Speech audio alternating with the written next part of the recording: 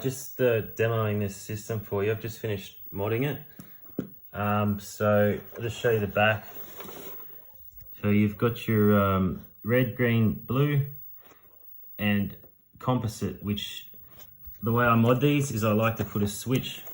I've just put a sticker there. So to the right is your clean sync, which is just your pure sync signal.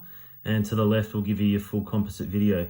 The reason for that is when I've RGB modded a lot of these and I had some issues. Although you can use composite signal as a sync to sync your red, green and blue, I was having some sync dropouts on certain games, certain parts of certain games. Running it with just the clean sync signal, just a pure C sync, fixed that. So that's why that's there. Then you've got your audio left and right. These only output mono, so I've just tied them together. And that little push button there, it's just a preference to use push button. Push that in and out. You just press it. It flicks between 50 and 60 hertz.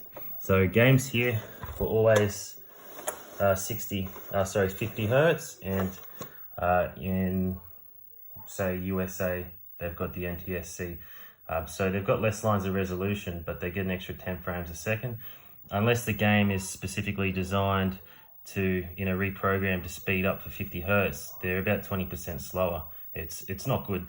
So that's what that's there for. So I've got this hooked up to a PVM. Ignore the controller, that's a modified one. For RGB, excuse the mess.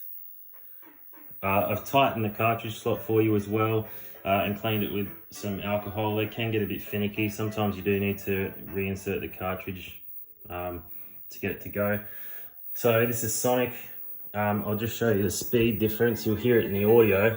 So on 60 hertz, you're gonna get a full screen, top and bottom. And the game's 20% faster. So I'll just flick it. That's 60 now, you'll hear it speed up. Back to 50. That's not happening either. That's just from recording a CRT, that distortion. So it's absolutely crystal clear. It doesn't get better. Back to 60. No, sorry, there's 50.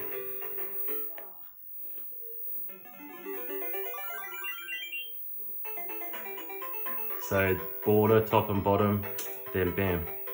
So that's how it's intended to be played at this speed. It's a lot better. Now I'll just quickly show you how this can also work. I've got this other TV set up for composite.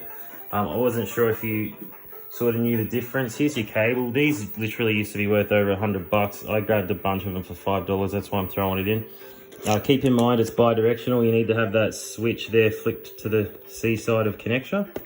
It just changes between whether your TV's on this end or that end and your device and vice versa. So using composite, I'll just take these plugs out.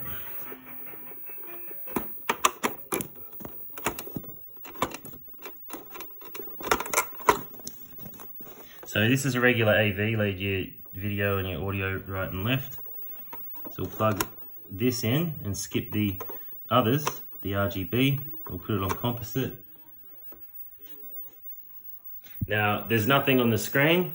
You need to flick this across off the pure C-Sync signal, back onto composite. And there we have it, but it's in black and white. So you can only use 50 hertz on composite where it's 20% slower and it's not good.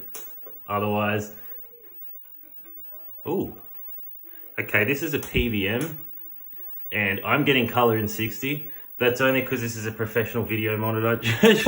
That surprised me. Generally on anything you're gonna get black and white. That's pure luck.